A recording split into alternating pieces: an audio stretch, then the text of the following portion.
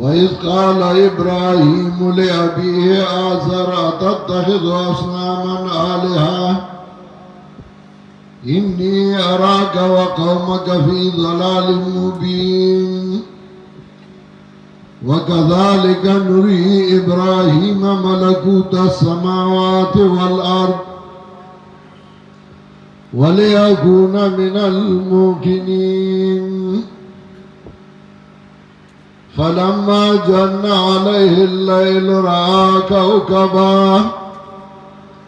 قال هذا ربي فلما أفل قال لا أحب الآفلين فلما رأى القمر بازغا قال هذا ربي فلما أفل قال لئن لم يهدني ربي لأكونن من القوم الضالين فلما رأى الشمس بازغة قال هذا ربي هذا أكبر فلما أفلت قال يا قوم إني بريء مما تشركون بارك الله لنا ولكم في القرآن العظيم ونفعنا وإياكم بالآيات والذكر الحكيم إنه تعالى ملك بر ورب رؤوف رحيم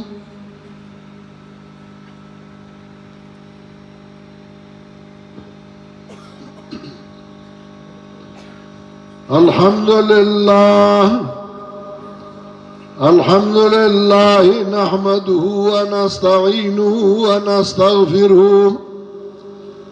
ونعوذ بالله من شرور أنفسنا ومن سيئات أعمالنا من يهده الله فلا مضل له ومن يضلله فلا هادي له ونشهد أن لا إله إلا الله وحده لا شريك له ونشهد أن سيدنا ومولانا محمدا عبده ورسوله صلى الله تعالى عليه وعلى آله وأصحابه وسلم خصوصا على أولهم وأفضلهم بالتحقيق سيدنا أمير المؤمنين أبي بكر الصديق رضي الله تعالى عنه وعلى أمير الناطق بالصدق والصواب سيدنا أمير المؤمنين عمر بن الخطاب رضي الله تعالى عنه وعلى جامع القرآن كامل الحياء والإيمان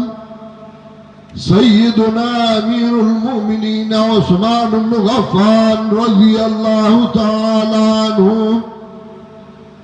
وعلى أسد الله الغالب سيدنا أمير المؤمنين علي بن أبي طالب كرم الله تعالى وجهه وعلى عمه الشريفين بين الناس سيدنا الحمزة والعباس رضي الله تعالى عنهما وعلى سائر الصحابة والتابعين إلى